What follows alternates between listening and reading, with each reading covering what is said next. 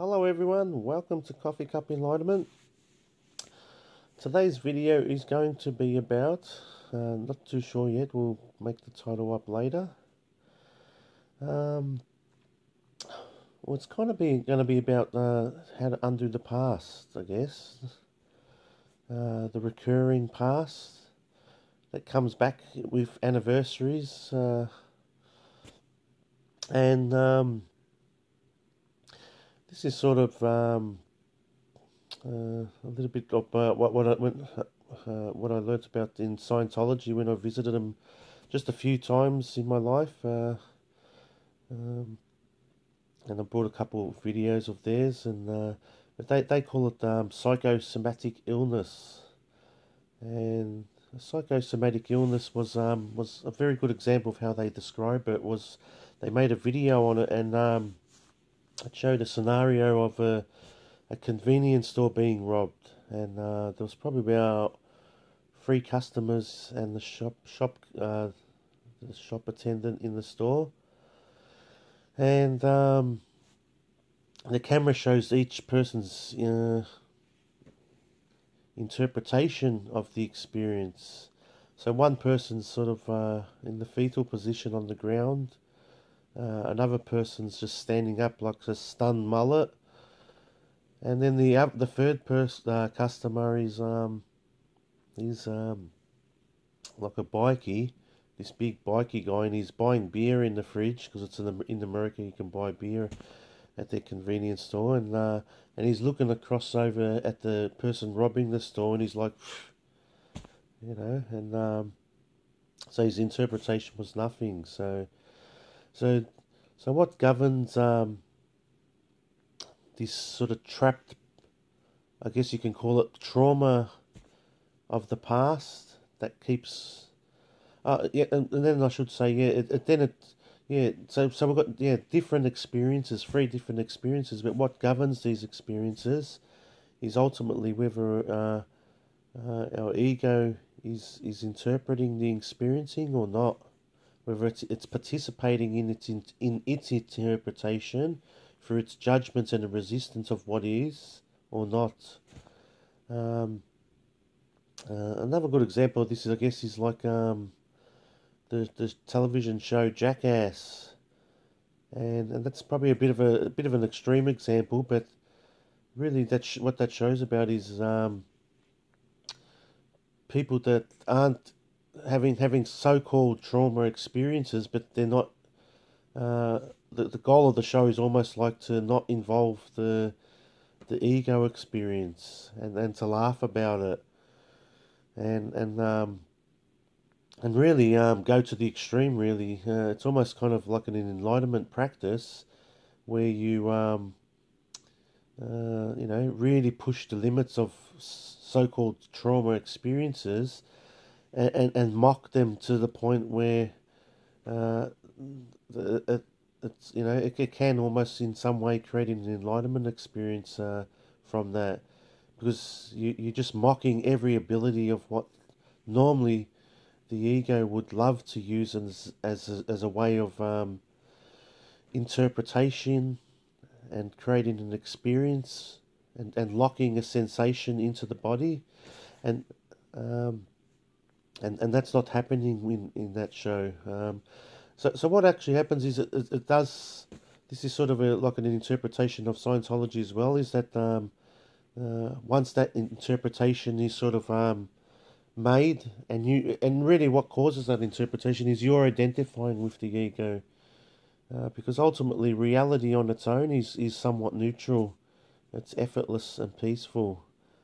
So that you might actually go through a similar experience where there's a trauma event, but your ego doesn't have the faculties. You've dissolved, or maybe you've never even developed ego filters and perceptions in that particular experience, so your ego doesn't participate in a judgment, whereas the person next to you does have these filters and judgments, and they do have an egoic interpretation of the event.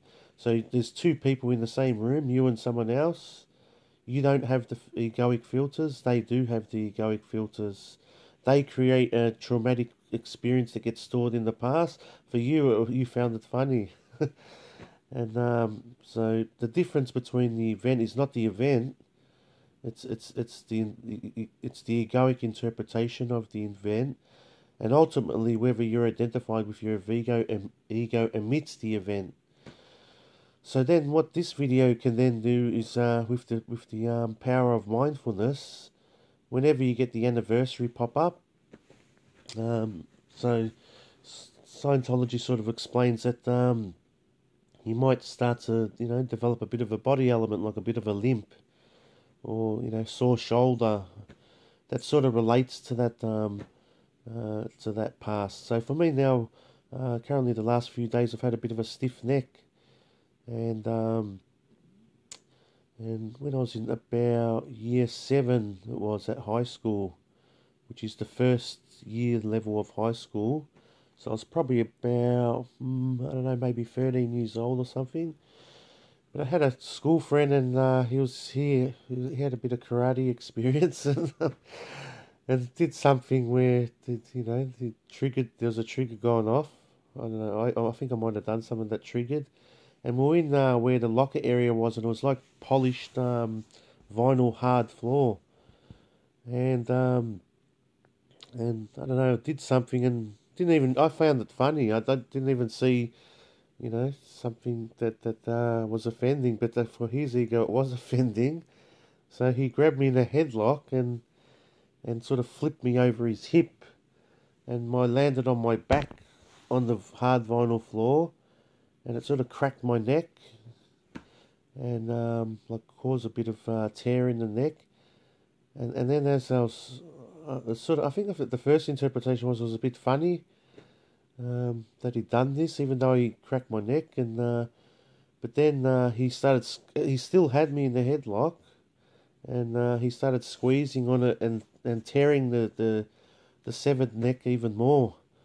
And that's the point where my ego started interpreting the event and started bringing... the pain was tearful, and I'm saying to him, please let go, you've torn me. And he thought I was joking, maybe because I was in a bit of a laughing state at the time when he did it, that he thought I was joking about that as well. So he did it even more, and it caused more tearing in the neck. So this then... guess the pain and the trauma of it started repeating and sort of had anniversaries of this event, and this is sort of what Scientology describes it. It's whenever you experience something maybe years later that has a similar sound, texture, feeling, noises, particular words said, it's sort of the brain comes back into its memory, and it's in their interpretation is that it's the brain does this to sort of like it's in an attempt to protect you. It's using old past trauma, and it's bringing up, but it gets confused, and it brings up the physical trauma, and this is called psychosomatic illness. So you experience the same physicalness, even though the body might have healed from the past, and it's definitely healed from the past because it's been many years. So this is what Scientology sort of believe, and for me it seems pretty true. It's I've sort of put it to the test in my life when I get these strange body elements pop up, and then sometimes, and it happened just recently in the last couple of days with this stiff neck. I totally forgot about that incident where I was in the headlock and I got flipped onto the floor, and then that memory came back while I had this stiff neck and a bit of pain in the neck. It came back, and even Eckhart Tolle mentions that sometimes you remember the experience that caused the trauma, and that's a time when you can use mindfulness to bring neutral perception to that older egoic perception and undo it. So that's what this video is about, is when these elements do pop up, and you may not even have a memory to it, It might be just whatever, just this unexplained sore shoulder or whatever.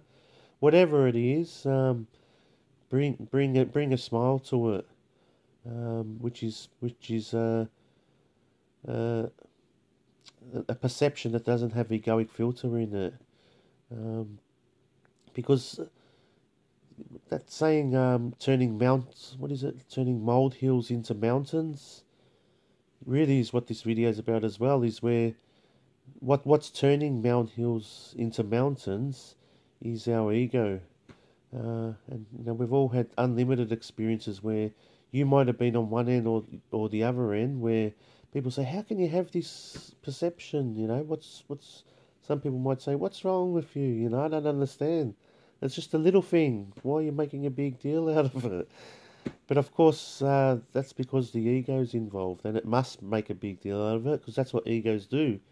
It's the duty of an ego to make big deals, to interpret reality in a particular traumatic way, and store the energy in that in that event, and then this event rehashes itself in the future with usually or sometimes every once a year at the same time the next year, or might skip a few years and then come back a few years later. But yeah, the way to undo this is to now bring a fresh. You can say another way in psychology they say yeah, this is a traumatic undoing. The way they do it is that was young 7-year-old Peter interpreting the event, or young 13-year-old Peter. Now bring 45-year-old current Peter to the perception. Now that you know everything that you know now, and you're a bit more calmer in your perceptions and all this, now bring the 45-year-old to the 13-year-old and say, there, 13-year-old Peter. So that's the way psychology does there, which is the same sort of thing. It doesn't really matter what way you do it, but that's the way psychology does it. So, and Scientology, the way they do it is you repeat the story of that pastful traumatic event over and over again until you smile. The way I'm talking on this video is just, I like to sort of just envision that event. And what I was doing a couple of days ago, I was just imagining my friend as he's flipping me, and while he's flipping me, I was bringing a smile in my face, and I was untouchable.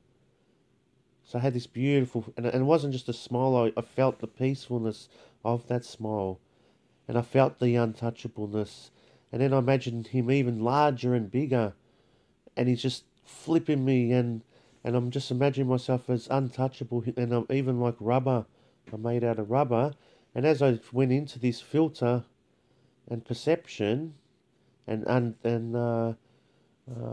as I'm feeling this neck pain, the neck pain disappeared. So that's just sort of the effects of it. It might take a few more years before this neck finally goes away. It's still, it's been going for several days now, and it's still stiff and that, and a bit sort of sore when I turn it. But yeah, I reckon for maybe a few more years of anniversaries, and it might disappear, or who knows? I might have a breakthrough in the next half an hour. Something might happen where my awareness might be so clear to it and not minding to it that it undoes it, and it clicks, and the pain just disappears forever, and the stiffness. But everything is ultimately for the undoing. That's what it's all for, and yeah, hopefully that's brought up enough examples to talk about, to bring light to that. Yeah, I remember once I went to this, I was on my way in the city to a fancy dress party, and as a kid I always used to like dressing up as a soldier, like putting on a bit of the camouflage makeup and that, and so I don't know, this happened about maybe 10 years ago, and so I said I'll go to this party as a soldier as well, and so I think I bought some green clothes from the second-hand store, and had some boots and camouflage, and I'm walking with a friend to the party, and she was dressed up as well, and we're in the city and it's dark and it's misty, and it's a little bit cool, and as we're walking, I just got like bang, like shot in the hip, and within a moment, I don't know why, I just interpreted it as, oh, maybe that's a past life experience. As a soldier, I got shot in the hip. That just came to my memory. So I just smiled it, and I accepted it, and I loved the event as it was, and it should be happen because it did happen. So there was complete acceptance to it. And it was so painful that really I should have really just stopped and fell on the floor. It was quite extreme pain on the hip. But I sort of staggered, and she's looking at me saying, "What's wrong?" And I said, "Hang on, I'm just working something out." And I kept walking, and she's looking at me strangely, thinking, "What's wrong with this guy?" And then I'm going through the experience as if I've been shot in the hip, and then I did, I guess, a similar sort of reinterpretation. I brought this untouchableness viewpoint to the hip, and I accepted the hip and all its pain, uh, and within about 12 seconds, I went from an absolutely extreme hip pain to walking back to normal again and transcended it. And I explained to her, and she didn't find that strange, my stories of how I explained that story of the past and the soldier being shot in the hip, and because I've had many conversations with her, so it's not strange for her to hear that story. But that's what I did. That was sort of another example of it. So yeah, hope that gives you a bit of insight. That there is things that you can sort of do. It's just whenever you get sort of body elements or whatever. And this also applies to, I guess, I explained in the previous video about how an old boss I used to have. He would sneeze, and then he said, "Oh no, I'm going to get a cold and flu tomorrow." And sure enough, he did. He had it for 4 days, and he's coughing and sneezing for 4 days. And I brought it up with him. This was happened about maybe 10, 15 years ago. I used to work for him, and I said, "Come on, man, this is just a pattern you're doing. It's you're getting into a state, and then you're believing in that state, and then that state's sort of making you sick." I said to him, and he didn't believe it. And I said, "Come on, man, just drink some water, have a bit of an attitude, have a bit of a smile instead. See if that can undo it." And he didn't believe it, so he just kept doing his same thing. So whether, I don't know, 15 years later, he remembered that message that I sent him, and he's doing it now, and he gave it a try. Whether he can reinterpret that. Because the way I could see it seemed pretty obvious to me. It looked like his 6-year-old or 7-year-old that used to get... It's like a pattern. You could see it in his face. Or at least I could see it in his face. It looked like a 7-year-old rehashing itself as a 50-year-old man. And he'd been and I confirmed with him that he'd been doing this for every year. He'd do the sneeze and the pattern, and it kept on happening. So as he believed it, so it becometh, you know. But for me, it just seemed obvious, and I think I worked there for at least a couple of years where I saw this a few times happen, and I said, let's try something different this time. Let's try not minding it, accepting it, you know, bringing a smile to it, and drinking lots of water, because you're just in a bit of an alkaline, bit of an acidic state, you know, but didn't work at the time. So, yeah, and the other example I gave of, sorry, I've done 3 videos now, and I'm rehashing 3 times in the 3 videos, but we'll leave it at that. So, yeah, you sort of get the picture. Yeah, that's how you can sort of give it a go and see if it works for yourself. There's a possibility that you can undo sort of, you know, body elements. And this also could apply to, I've never really tried it much, but, well, maybe I have, but I can't think of it now, where you might have a bit of a long-term illness. Yeah, I guess I have. I've had a bit of a back spasm once that lasted many months. It wasn't necessarily about... oh, yeah, actually did. Yeah, that did have a relation as well. That came when I closed a business and had a mortgage going, and there was a bit of stress, the ego's interpretation, stress about money. And usually when I've got millionaire friends and their egos start worrying about money, their back starts getting stiff. You know, and that's according to Louise Hay, the back stiffness represents the concerns about money, the ego's concerns about money. And that's perfectly what happened to me, because I was actually in the garage. Lost a big car detailing contract, and and I was actually in the garage making a tent because I was going to do mobile detailing, and I was going to make a tent because there was a lot of people calling from apartments. I was thinking of making a contained wash bay in a tent, and uh, I was going to buy a mat, which I did. I bought a water mat, and I was going to load my van up with water tanks. So it was going to be like a mobile wash bay for underground car parks, which I don't think I would have got away with it anyway, with body corporate and safety and all that back in the days. This was happened years ago. But as I was making this tent, and I was on my knees with a pedestal drill, drilling these hundreds of holes on the aluminium tubes, my partner in the time of my house said, "Come in, got making dinner." So dinner's made. It was about 6 p.m. So I spent hours drilling holes. So I go inside, and my back as I got up, obviously it was a physically demanding thing, but it was also that emotion.